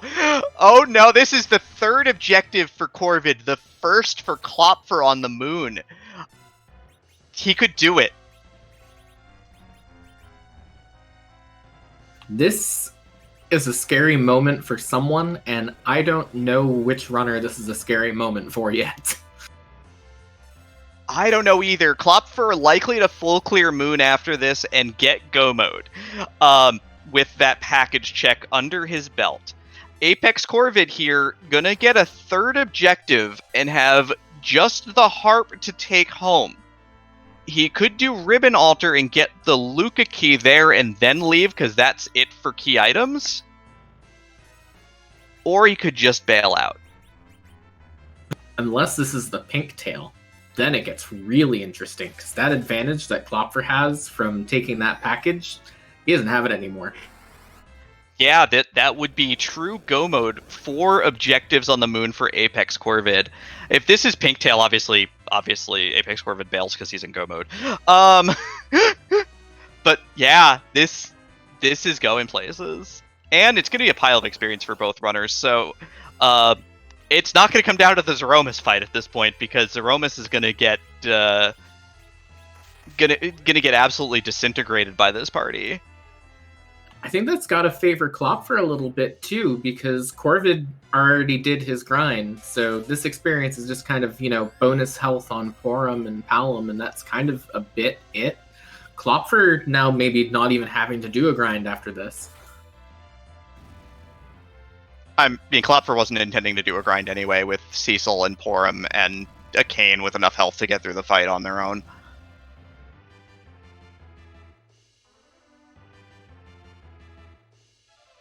This is a very tense gauntlet right now, because it really just does come down to what the reward is for this right now. I mean, both runners working through it just fine. I mean, we both got hourglasses, we got mute bells, we got coffins, we got all the tools that you could want to do this. EiKlopfer even life glitching it, so making sure he's got the experience. He also had gotten an Avenger at the White Spear altar. Better than the White Spear at the White Spear altar? Heck yeah. So yeah, on both sides, this is a lot right now. Yeah, and even if this doesn't pay off, like chat's saying, you could have like a D-Mist down in Cave Magnus or something like that. It gives you the pink tail, and then Corvid still just is in it as if this had dropped the pink tail to begin with. I mean, this is completely up in the air right now because of this fight being here.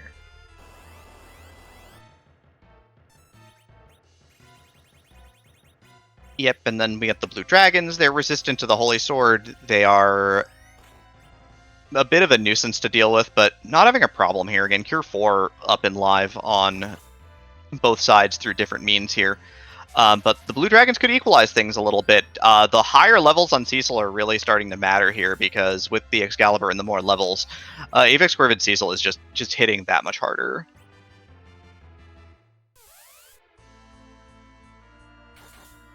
Blizzard also... Go ahead. Does have that one less person swinging, because that Tella just not really doing anything obviously on the ground right now, but even if he was up, wouldn't really be doing as much as having that fifth character over on EiKlopfer's side, so it's helping to equalize it just a little bit there. Yeah, but some quakes and some nukes and party's over for EiKlopfer. What's the item here? It is very important after we see this fifth fight, or fourth and fifth fight. Gingryu Red Giant, much less scary.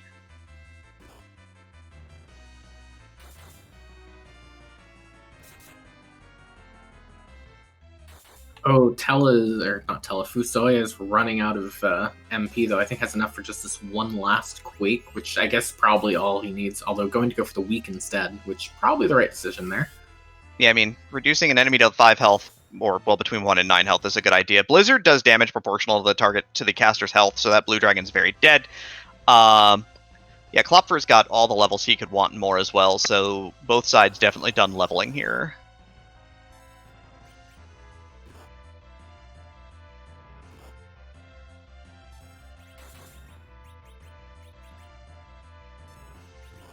Chat noting Porum over 2,000 health on Corvid's side. And what's the item? It's just an apple. It's just a gold apple. It's nothing. Just a gold apple. When you don't need a gold apple because your levels are good enough to deal with all the HP you need. I mean, having a bit of a buffer always good, but not a great price. Yep, Klopfer gonna need to do these 2 bosses for Go mode. We know it's King Queen Evelyn here, which is completely free, and it's Evil Wall, which he now has an extreme number of levels now, so should not be a problem. What is Corvid gonna do here with the harp, with the pink tail at large? Is he gonna roll the dice? Is he gonna head for home? He's doing it. He's casting exit. He's done with the moon. He's passing up the Luca key. He is gonna bet it all on the harp. What if he goes back and checks the package too and equalizes that out? Also a possibility. That would be time consuming, but doable, certainly. He's got options, but the play is likely we're betting it all on the harp.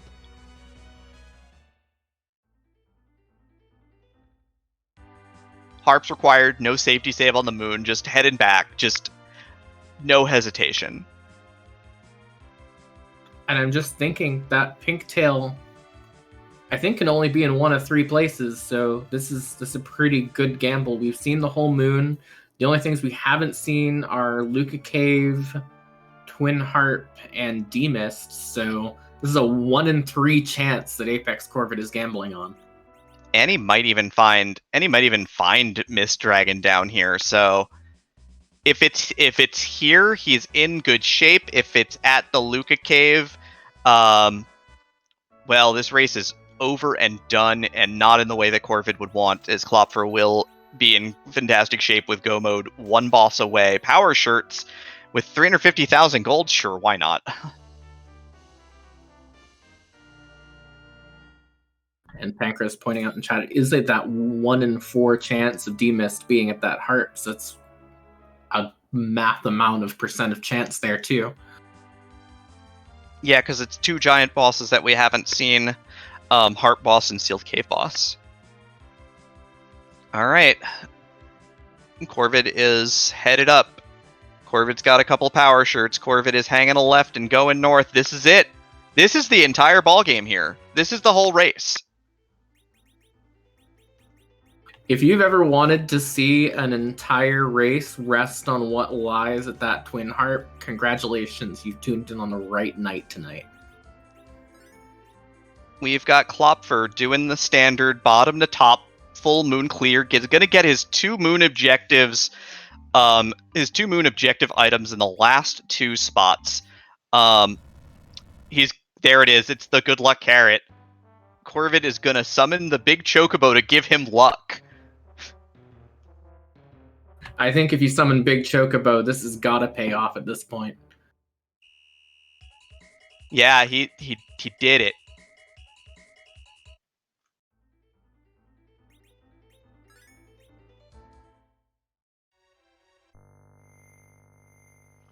All right, well, nukes will fly for EiKlopfer here. Nuke goes out, 7,000 damage. Porum's got white. Cecil, Kane, Sid. This party is stacked to the rafters. That Avenger's kind of nice too, honestly. Yeah, I think that EiKlopfer's going to have an easier time with this boss than Corvid did, just because of the extra levels and the fact that, Nuke is a good spell. Yeah. Nuke's a very good spell.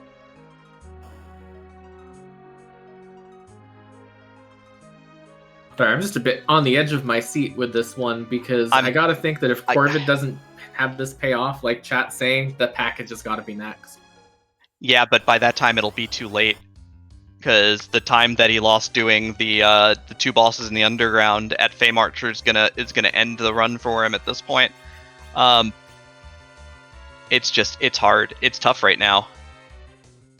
EiKlopfer, Twin Harp, Go Mode, gonna head here now. Corvid, banking on it, needs the pink tail and only the pink tail here. Well, while Corvid has reached this boss, I think it's about time for the most tense, no matter what it is, harp music in recent memory, because it really does just all ride on this fight right here. Porum is stone immune too with the equipment layout, so did not get turned to stone. Well, here we go. DJ Spoonie B, are you playing for Corvid's victory? Is this the gamble that's gonna pay? Let's find out.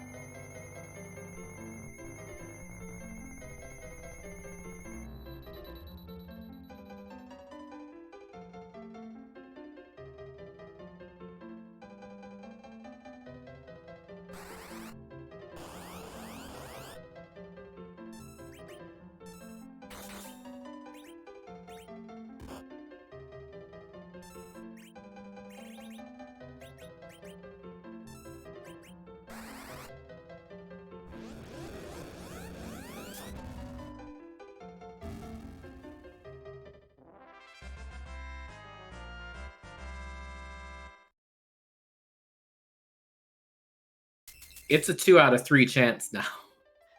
EiKlopfer hot on his heels though, with Go Mode already obtained. What is it? It's a white shirt. We've still got 1 check. There is still hope out there right now. Cave Magnus done. Corvid leaving. EiKlopfer heading in. EiKlopfer, once he finishes this, will be right there to turn in the pass and finish the seed. No questions asked. It all comes down to this coin flip. Is this the Sand Ruby or is this the Pink Tail?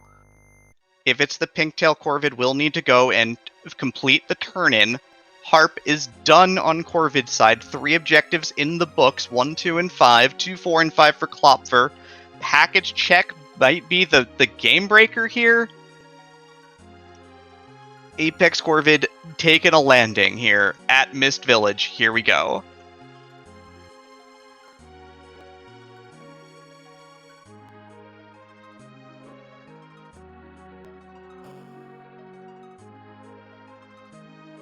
It's there. We have a race. We're going. It's come down to this. Corvid's got to drop this off right now, but he's got go mode without the package. Moon has everything. I gotta feel like both of these runners are going to be coming in at roughly the same time. Yeah, this is going to come down to the wire for sure. God, where did I park my hovercraft? It's probably at Eblin. Oh god, I'm losing it. This is so stressful. This is what it comes down to. This is going to be a photo finish for sure, because once this pink tail is turned in, Corvid's going to get the crystal. Once we get this music encore and EiKlopfer finishes off this Mist Dragon in 2 turns, he's going to get a crystal. Here we go. Almost there.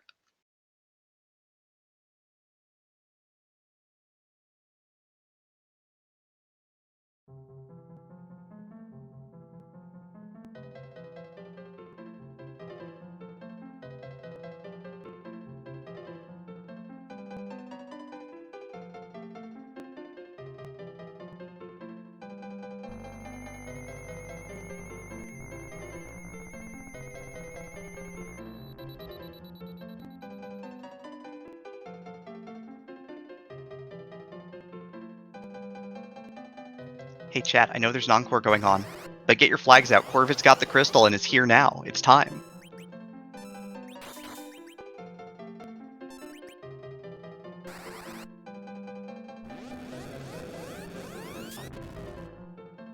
Y'all don't even know. Y'all are into the music. I get it. But this is it.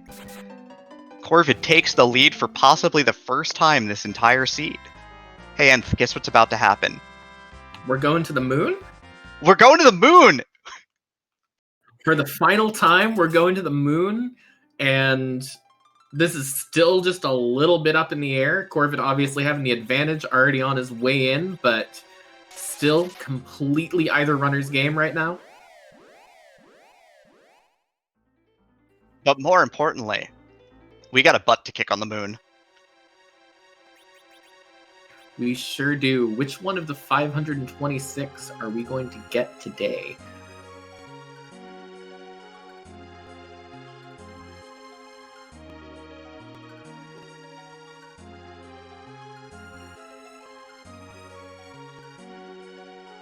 Oh, that's tragic. EiKlopfer exited out without grabbing the crystal, which does not complete the objective. Yeah, was just in such a hurry. Got to be feeling that pressure right now, and he just, because there's no done. Race is still going. That's heartbreaking.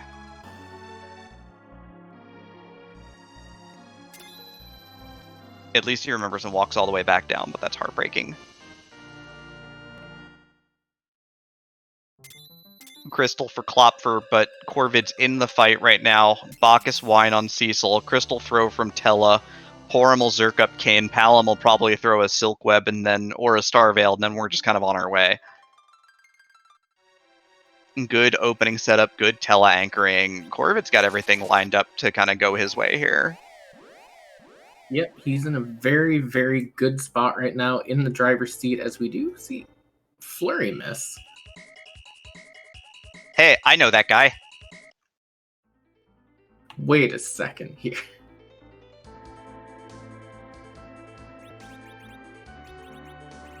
Yeah, Flurry 14 himself here, our runner-up from Zima Zone 3.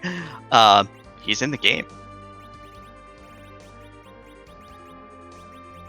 He is all that is standing in the way of both of these runners and their tournament lives at this point in time, because whoever wins this race still has a chance at making it to the bracket stages if they win next week. Whoever loses ends up out of the tournament at this point in time, having run a very, very solid race tonight. So it all rests on whether or not Corvid has any trouble executing this fight right now. Yeah, the big thing is if Klopfer maybe finds a way to have a faster fight through reflect strategies here with Palom, Porum, and Fusoya, you know, maybe goes for the reflect strat here to get the kill a little bit faster. We shall certainly see.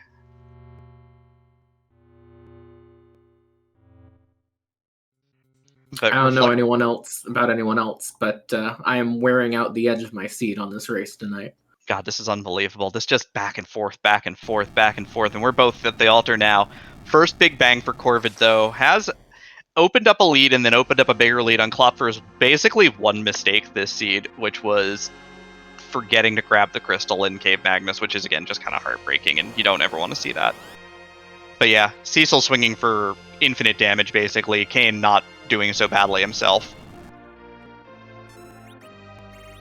Yeah, and I gotta think that, even if it's rough, forgetting to grab that at that point in time, it might not necessarily have made a difference here just because of how far ahead in terms of levels both of these runners are, and I think Corvid's not going to have any trouble taking out the rest of this health here.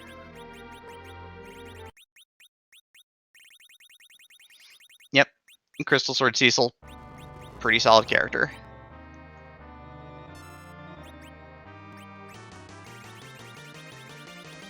But yeah, Klopfer starts this fight at this point in time and is on his way. Does have a Silk Web to throw, so going to get the full slow right off the bat, but Cecil already hitting for 5k. That's alright. It's good damage. Going to protect Cecil with a Cure 4 here. Absolutely does not want anything bad happening to the Paladin. apexcorvid still hybrid stratting, reflecting Whites and Nukes to go with the gigantic swings from these massively overleveled Kane and Cecil pairing. And just pushing through here. Here come rocks, so the victory fireworks.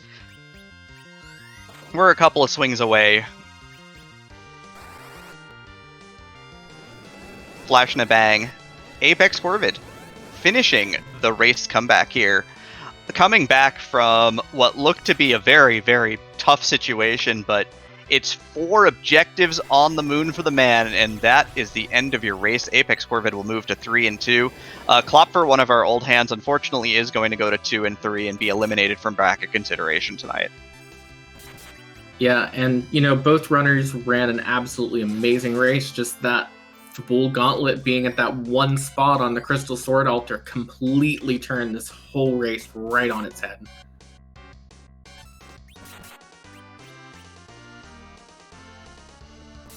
Yeah, the whole race turned on the I'm gonna go and put all of my money on the harp, and it ended up paying off.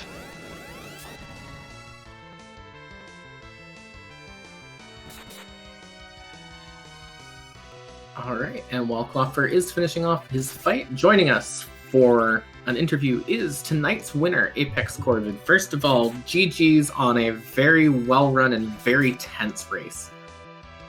GG, yeah, that felt tense on this end too. I felt behind like the whole race. Spoiler, you were behind the whole race. Fusoya and Mylan Z were both at the package. And Klopfer was looking to do a faster moon than you, but you dove it top down and gambled at the end. Once you did that, you snap exited after that gauntlet. What was on your mind at that point? Well, approaching the 2-hour mark, anyone that's going to be 2 and 2 in this seed is going to be able to full clear. We were at like $140 then, so if I didn't get my 4th objective by doing the 2 checks on Earth, then I was pretty much resigned that I was far enough behind it wasn't going to happen. So I had to roll the dice there and just hope that there wasn't anything at the 4 checks below. Yeah, it happened to be a Luca key that it had nothing behind it at the end of the day. Just a sand ruby. Well, I sure lucked out there, huh? It was the entire race on one play, certainly, and it was impressive to watch because everything was falling out exactly the way it needed to, but you needed to make a big play to put it all together, and you ended up doing that, which congratulations to you for pulling that off.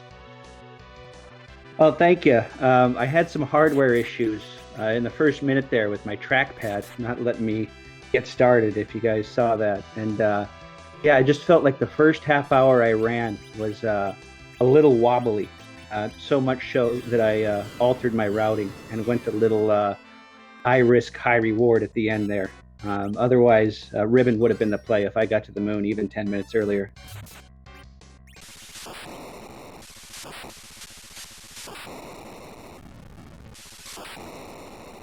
So you ended up taking that risk. You got down to the bottom of Mist Cave, found D-Mist there. ran straight to Demas check, and it ended up being the pink tail. If that had not been the pink tail, what would have been your next move? Would you have checked the package, which would have, as we just mentioned, found you that Mylon Z, or would you have planned on going back to the moon, maybe trying to clear more up there? I would have rolled over to the package. I was in the neighborhood, and it's a quicker boss check than trying to go back to the moon. And going up against the competition at this level, I wouldn't be able to full clear. And it would have taken me, what, 205, 210 to full clear? I wouldn't be able to do that and win. So I would have made the risky play again.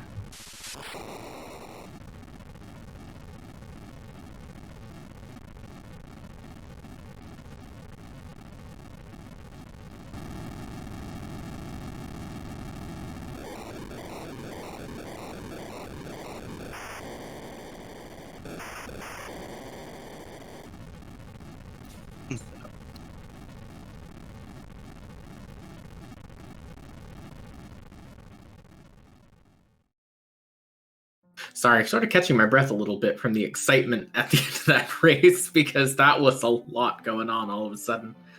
And obviously you did a wonderful job handling the pressure, did take that risk that paid off, and again, GG's on that.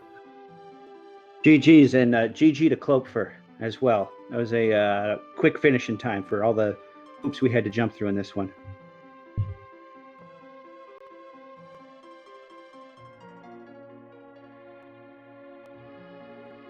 EiKlopfer is here as well. GG EiKlopfer, certainly a tough run. You played very well for a very long seed. How did you feel about your play tonight? I was pretty happy with the play. There was definitely some, not the highest power level there with the triple SIDS I was running for a while, which is some mediocre equipment. So I definitely made for some longer fights. But I'm happy how I played through those. My routing I was relatively happy with. Turns out it wasn't quite the right route through the seed, but looking back, I'd probably make a lot of those same decisions again. So I was overall really happy with how I played there. Other than, of course, in the very last few minutes there, where always pick up your Earth Crystal. That was definitely just those, race jitters setting in there, just getting so close to the end, and just when you get there, forgot to pick that up, so I had to do the walkthrough again. Yeah, a lot of us, we've all done that. It's always it's heartbreaking to see. I didn't really want to talk about it, but it was enough that would have made this race extremely close, as opposed to just 3 minutes close. Yeah, definitely. The amount of extra time, though, I don't think would have made the difference. So I'm not gonna worry about it too much. It's one of those mistakes you make. It'll happen.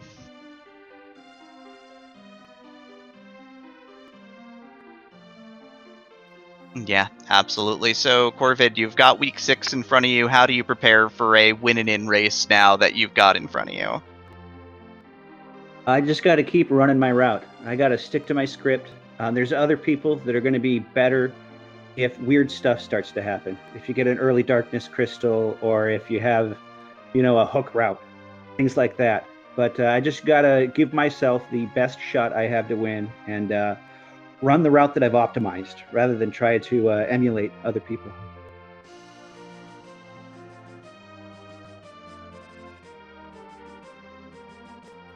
Fair enough. So Klopfer, are you gonna join me in the booth? Yep, that'll be the plan. Sounds good to me. We'll make it happen. Any last thoughts from either of you gentlemen before we wrap this party up? Well, as always, thank you to Comms. You guys make this a show. I mean, we run these every single day. We do it for fun.